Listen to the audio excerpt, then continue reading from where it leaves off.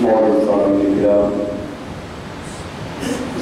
علیکم ورحمۃ اللہ وبرکاتہ۔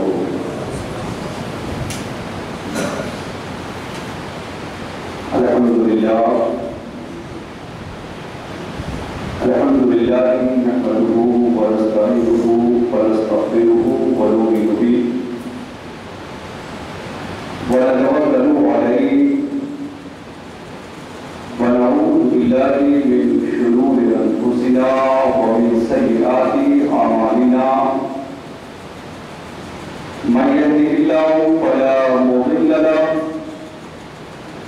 ومن يضلله فلا هادي له ونشهد أن لا إله إلا الله وحده لا شريك له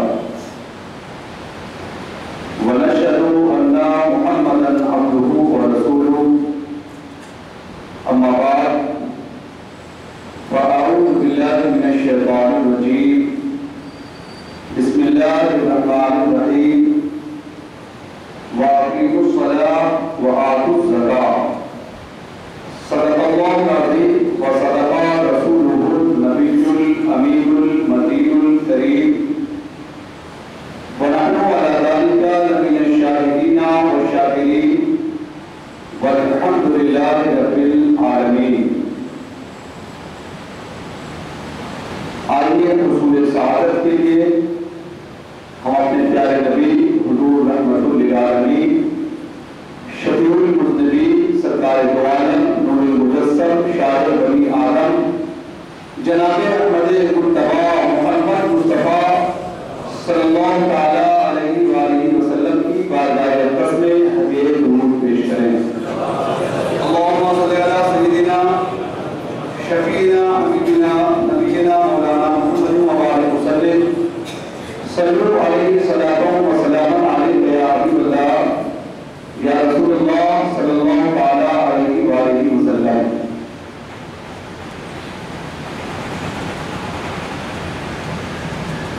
قرآن مجید میں اور احادیث کریمہ میں نماز کے ساتھ ساتھ زکوٰۃ کا کثرت سے ذکر ہے۔ جہاں نماز کا ذکر ہے ساتھ میں زکوٰۃ کا بھی ذکر ہے۔ اقیموا الصلاۃ وآتوا الزکاۃ، نماز قائم کرو اور زکوٰۃ کی ادائیگی کیا کرو۔ یہ زکوٰۃ اور اصول زکوٰۃ جو ہے سرمایہ کاروں اور غریبوں کے بیچ جو ہے توازن کا رشتہ قائم کرتا ہے، ایک متوازن ایک مناسب معاشرہ تشکیل پاتا ہے۔ اس سے اللہ تبارک و تعالیٰ نے ہم پر فریضہ زکوٰۃ رکھ جو ہے ہمارے معاشرے میں ایک توازن کا رشتہ قائم کرنے کا ایک طریقہ ایک اسلوب فراہم کیا ہے۔ زکوٰۃ کے ذریعہ مال گردش بھی کرتا رہتا ہے، جس سے معاشرے میں ہمدردی اور بھائی چارگی ایک دوسرے کا تعاون کرنے کا جذبہ ہمارے اندر پیدا ہوتا ہے۔ یہ زکوٰۃ ہم پر فرض ہے۔ آئیے اس کے اور زکوٰۃ کی ادائیگی سے انسان بے شمار فوائد سے مالا مال ہوتا ہے۔ اس کی بہت سی حکمتیں بھی ہیں۔ اس کے فوائد اور اس کی حکمتیں سننے سے پہلے ایک نظر ہم ایک سنتے ہیں کہ زکوٰۃ کا لغوی معنی کیا ہوتا ہے۔ علامہ ابن اسیر جزری رحمۃ اللہ علیہ نہایت میں فرماتے ہیں کہ زکوٰۃ کا لغوی معنی ہے اصل الزکوٰۃ فی اللغت الطہارت والنماء والبرکہ والمن۔ لغت میں زکوٰۃ کا معنی ہے الطہارت پاکیزگی، بڑھنا، والبرکت برکت، والمدح تعلیم، اور ان تمام معنوں میں قرآن مجید میں زکوٰۃ ہے۔ زکوٰۃ کا لفظ اس تمام معنوں میں قرآن مجید میں آیا ہے۔ اور زکوٰۃ کا اصطلاحی معنی یہ ہوا ایتاء جزء من النصاب الحولی الی فقیر غیر ہاشمی۔ مال نصاب کا وہ مال نصاب جس پر سال گزر گیا ہو اس کا ایک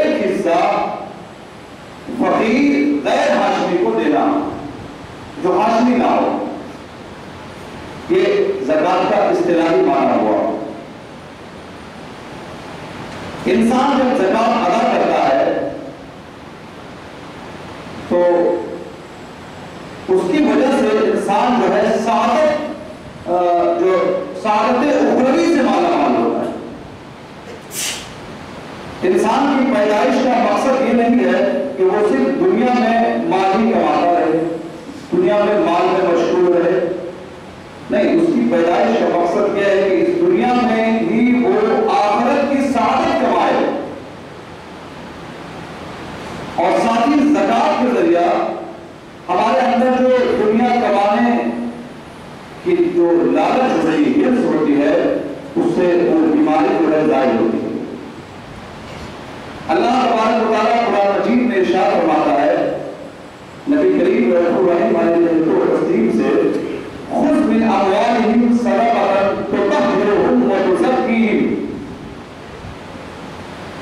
کہ اے محبوب آپ لوگوں سے ان کے مال سے زکات وصول کیجئے، خذ من اموالہم، اور اس کا فائدہ کیا ہوگا؟ تطہرہم، آپ اس کے ذریعہ ان کو صاف ستھرا کیجئے، اور تزکیہم، ان کے قلوب کا تزکیہ کیجئے۔ جب تک ہمارے قلوب کا تزکیہ نہیں ہوگا، ہمارا دل صاف ستھرا نہیں ہوگا، اخروی سعادت ہمارے ہاتھ نہیں آئے گی۔ تو اللہ تبارک و تعالیٰ نے ہم پر فریضہ زکات رکھ کر ہمیں سعادت اخروی حاصل کرنے کا ایک بہترین ذریعہ میسر کیا ہے۔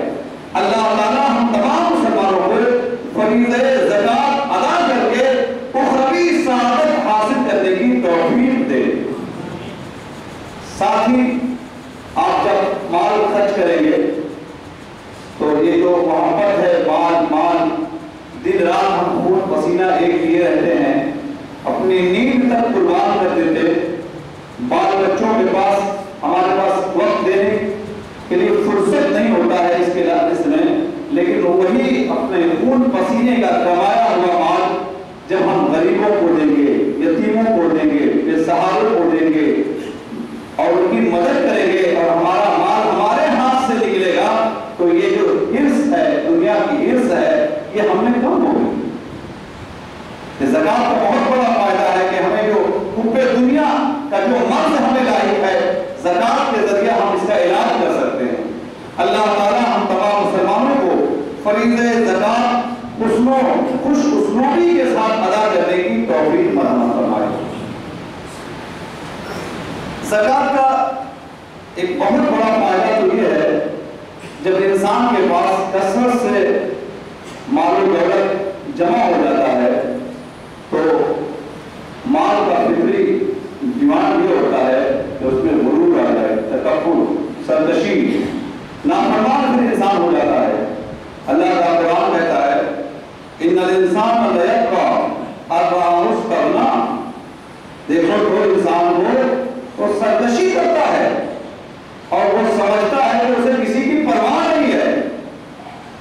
یہ انسان کی حالت کیسے پیدا ہوتی ہے؟ جب اس کے پاس کثرت سے مال جمع ہو جاتا ہے، خوب مالدار ہو جاتا ہے، تو انسان کی یہی حالت ہوتی ہے جسے قرآن نے بتایا، ان الانسان لیطغی ان رآہ استغنی، بھلا دیکھو انسان وہ کیسی سرکشی کر رہا ہے، وہ سمجھتا ہے کہ اسے کسی کی پرواہ نہیں ہے۔ مگر یہی انسان جب اپنی کمائی کو، اپنے خون پسینے کی کمائی کو اپنے ہاتھ سے غریبوں کو دے گا، یتیموں کو دے گا، بے سہاروں کو دے گا، تو وہ اسے احساس لگے گا کہ ہمیں سرکش نہیں ہونا، ہمیں نافرمان نہیں ہونا ہے، ہمیں اس خالق حقیقی، مالک حقیقی کا سچا بندہ ہونا ہے۔ تو یہ زکات انسان کو سرکشی سے، غرور سے، تکبر سے، کبر سے یہ زکات ہمیں روکتی ہے۔ اللہ تعالیٰ ہم تمام مسلمانوں کو فریضہ زکات نہایت خوشی ادا کرنے کی توفیق دے۔ اس کے بہت سے فوائد ہیں، بہت سی حکمتیں ہیں زکات ادا کرنے کی۔ آپ دیکھ لیں، آپ زکات ادا کرتے ہیں، ایک غریب پر آپ شفقت کرتے ہیں، مہربانی کرتے ہیں، اس سے فائدہ کیا ہوگا؟ آپ نے نماز ادا کیا، حقوق اللہ سے آپ بری ہوئے، اللہ کے حقوق کی ادائیگی آپ نے، مگر آپ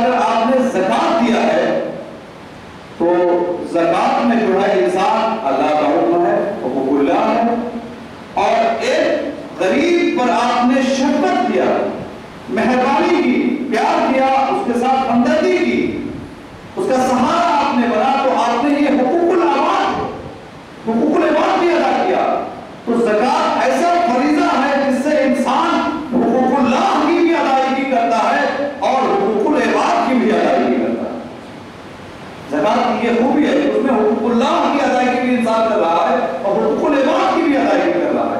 آئیے ہم سب مل کر رب کے حضور دعا کریں، اے اللہ ہم تمام مسلمانوں کو حقوق اللہ بے ریا اخلاص کے ساتھ ادا کرنے کی توفیق دے، کیونکہ زکوٰۃ کا جو رکن ہے وہ اخلاص ہے۔ اللہ تبارک و تعالیٰ قرآن مجید میں ارشاد فرماتا ہے، یا ایھا الذین آمنوا لا تبطلوا صدقاتکم بالمن والأذى، اے ایمان والو اپنے صدقہ خیرات زکوٰۃ کو احسان جتا کر، تکلیف دے کر باطل نہ کرو، بیکار نہ کرو۔ لا تبطلوا صدقاتکم بالمن، آپ نے جسے زکوٰۃ دیا اس پر احسان جتا کر یا اسے تکلیف دے کر، محتاج بتا کر، غریب بتا کر اسے تکلیف دے کر، اس کے دل کو دکھا کر آپ نے اپنے صدقہ خیرات کو بیکار کر دیا۔ اس سے یاد رکھیں زکوٰۃ کا رکن یقین ہے، اصل ہے زکوٰۃ کی اخلاص۔ اخلاص صرف اللہ کی رضا کے لیے دے۔ اللہ کا قرآن کہتا ہے جو اخلاص کے ساتھ اللہ کی راہ میں مال خرچ کرتا ہے، ایسا ہے گویا ایک ایسا دانہ جس میں 100 بالیاں نکلی، ایک دانہ جس میں بالیاں نکلی اور ہر بالی میں 100 بالیاں، یعنی 100 بالیاں۔ تو زکوٰۃ ایسا عمل ہے کہ انسان اس سے کئی گنا نیکیاں کماتا ہے، تو اسے احسان جتا کر یا تکلیف دے کر باطل نہ کرے۔ اللہ تعالیٰ ہم جملہ مسلمانوں کو زکوٰۃ کی ادائیگی اخلاص کے ساتھ کرنے کی توفیق مرحمت فرمائے۔ حدیث شریف میں ہے تخلقوا باخلاق اللہ، کہ اپنے آپ کو جو ہے اللہ کے اخلاق سے متصف کرو، اخلاق اللہ کی صفات سے متصف کرو۔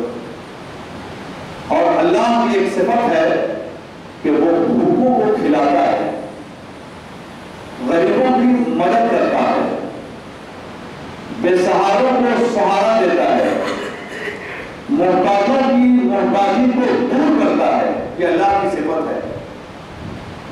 اور نبی کریم نے ہمیں تعلیم دی ہے تخلقوا باخلاق اللہ، اپنے آپ کو اللہ کی صفات سے متصف کرو۔ ایک انسان جب زکوٰۃ کا مال لے کر ایک محتاج کی محتاجی کا سہارا بنتا ہے، ایک غریب کی مدد کرتا ہے، ایک بے کس کے لیے وہ کارآمد ثابت ہوتا ہے، تو وہ اپنے آپ کو اللہ کی صفت سے متصف کرتا ہے اور اس کے اندر رزاقی صفت، رزاقی رنگ چڑھ جاتی ہے، جس کا قرآن میں اللہ نے ہمیں حکم دیا، صبغۃ اللہ ومن احسن من اللہ صبغۃ، اللہ کے رنگ میں رنگ جاؤ، اللہ کے رنگ میں رنگ جاؤ، اللہ سے بہتر کس کا رنگ ہے؟ تو انسان جب ایک غریب پر شفقت کرتا ہے، ایک غریب کی مدد کرتا ہے، اس کا سہارا بنتا ہے، تو اپنے اندر وہ اللہ کی صفت پیدا کرتا ہے، وہ اللہ کی صفات کا مظہر بن جاتا ہے۔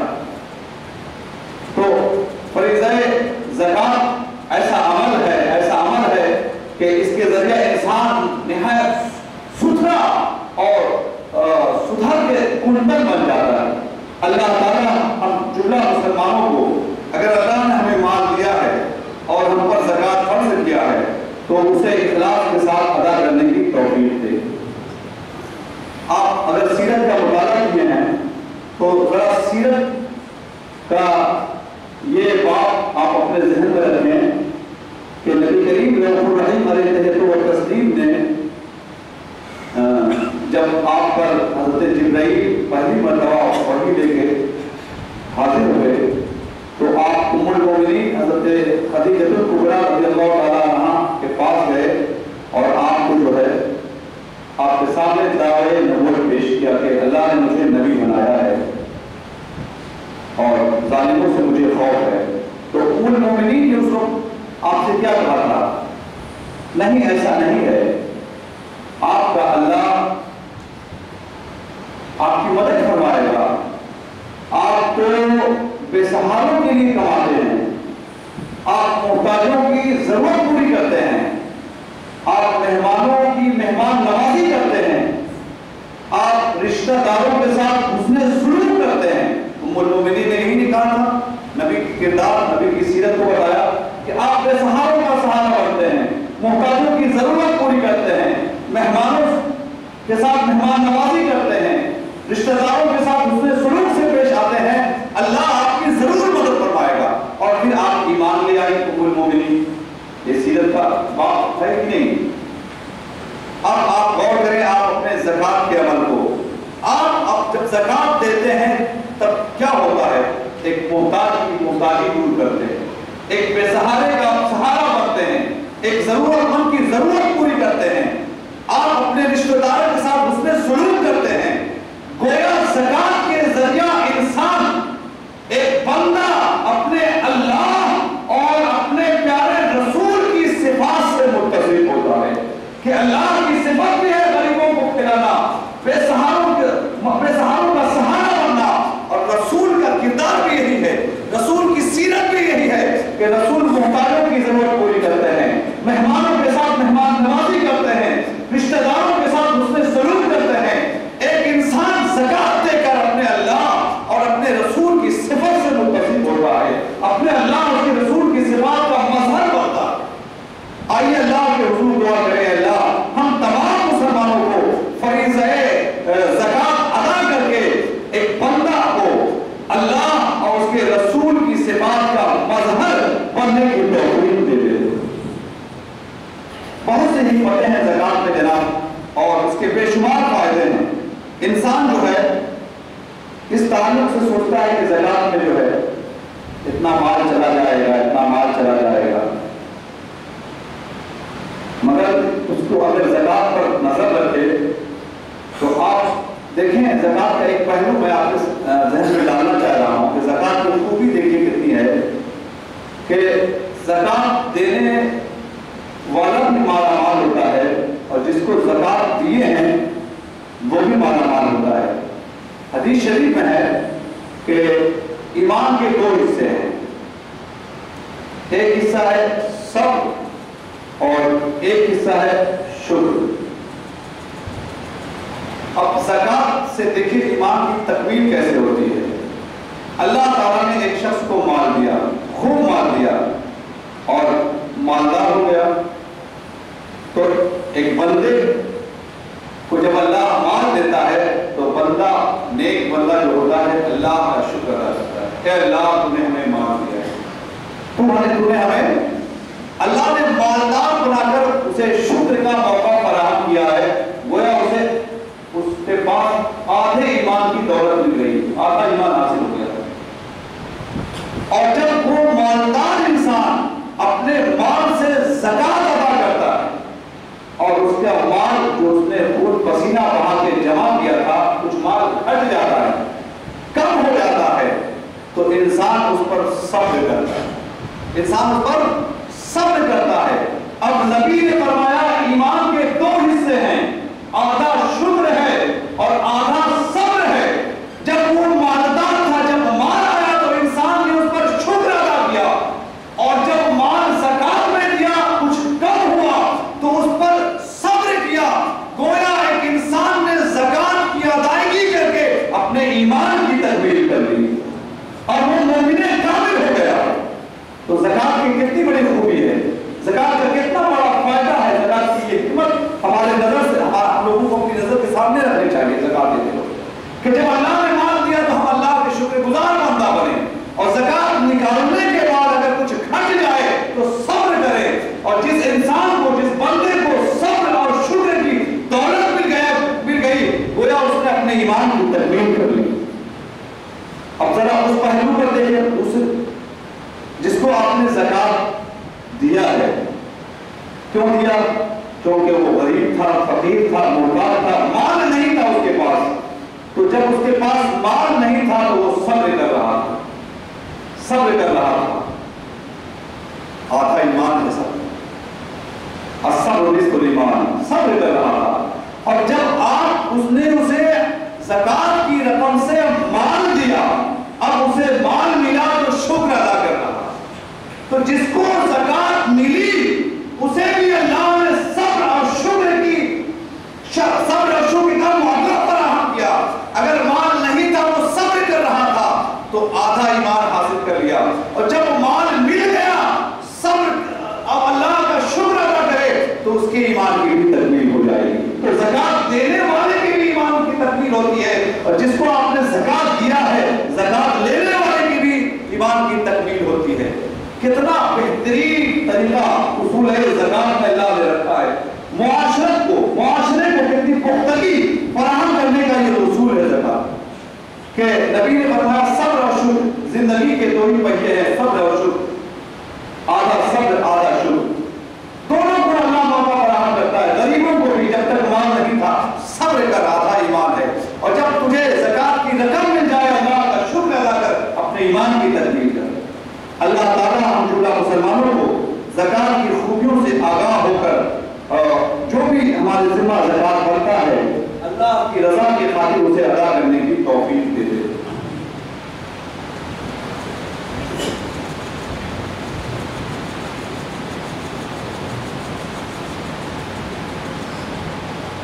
اور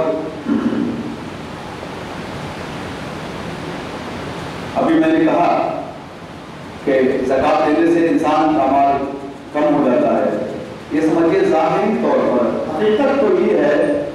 ایک حدیث میں نے سن لیں، نبی کریم رؤوف الرحیم علیہ تحت و تسلیم کے کاشانۂ اقدس پر ایک بکرا ذبح کیا گیا، اور 1 گرام کے علاوہ سب تقسیم کر دیا گیا۔ نبی کریم رؤوف الرحیم علیہ تحت و تسلیم تشریف لائے تو آپ نے پوچھا کہ کچھ گوشت باقی ہے، تو عرض کیا گیا یا رسول اللہ 1 گرام کے علاوہ سب تقسیم کر دیا گیا، صرف 1 گرام باقی ہے۔ تو نبی کریم رؤوف الرحیم علیہ تحت و تسلیم نے اس موقع پر ارشاد فرمایا نہیں، جو ران کے علاوہ سب تقسیم کر دیا گیا ہے وہ باقی ہے، وہ باقی ہے کہ وہ سب اللہ کی راہ میں خرچ کر دیا گیا۔ جو مال اللہ کی راہ میں خرچ کیا جاتا ہے وہ اسے بقا کی دولت مل جاتی ہے، وہ باقی ہے، آخرت میں اس کا پورا اجر اسے ملے گا، پورا اجر ملے گا۔ اور یہ ایک ابھی جو ہے ختم ہونا ہے باقی، 1 گرام جو ہے وہ ابھی یہ سمجھیے کہ ابھی باقی نہیں ہوا۔ تو یہ ہمارے نبی کی تعلیم۔ اب امام فخرالدین رازی سے کسی نے یہ سوال کیا کہ مجھے کوئی ایسا طریقہ بتائیں کہ میں نے جتنا مال و دولت جمع کیا ہے، محنت کی ہے، اور سب لے کر اپنے قبر میں چلا جاؤں، پورا مال پوری دولت میرے ساتھ قبر میں چلا جائے۔ تو آپ نے کہا ہاں ایک صورت ہے کہ تو اپنے قبر میں اپنا تمام مال لے کر چلا جائے، کہ تو نے جتنی محنت کی ہے، خون پسینہ بہایا ہے، جتنا مال جمع کیا ہے، سارے مال کو اللہ کی راہ میں خرچ کر دے، کہ جو اللہ کی راہ میں تو خرچ کرے گا سب اجر کی شکل میں تجھے قبر میں ملے گا۔ تو جو انسان اللہ کی راہ میں مال خرچ کرتا ہے وہ ختم نہیں ہوتا ہے، وہ باقی ہو جاتا ہے کہ اس کا پورا اجر اللہ تبارک و تعالیٰ اسے آخرت میں دے گا، بلکہ اللہ اپنا فضل فرمائے گا تو اس سے زیادہ عطا فرمائے گا، اس سے زیادہ عطا فرمائے گا۔ تو زکات کی تو یہ خوبی ہے، زکات کا تو یہ فائدہ ہے انسان کہ جو مال اللہ کی راہ میں ہم خرچ کر جاتے ہیں وہ ختم نہیں ہوتا ہے، وہ باقی ہو جاتا ہے۔ اللہ تعالیٰ ہم جملہ مسلمانوں کو اللہ کی راہ میں اخلاص کے ساتھ فریضہ زکات ادا کرنے کی توفیق دے۔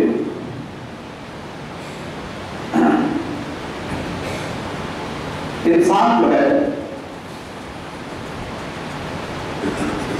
مال کماتا ہے، بہت سے انسان ایسے بھی ہوتے ہیں کہ ان کے پاس مال ہوتے ہیں، ان کی ضرورت ہوتی ہے، اپنی ضرورت کے لیے مال رکھتے ہیں تو وہ ضرور رکھیں اپنی ضرورت کے لیے مال۔ اور بہت سے انسان ایسے بھی ہوتے ہیں کہ جن کے پاس ضرورت کے مطابق بھی مال نہیں ہوتا ہے، غریب ہوتے ہیں۔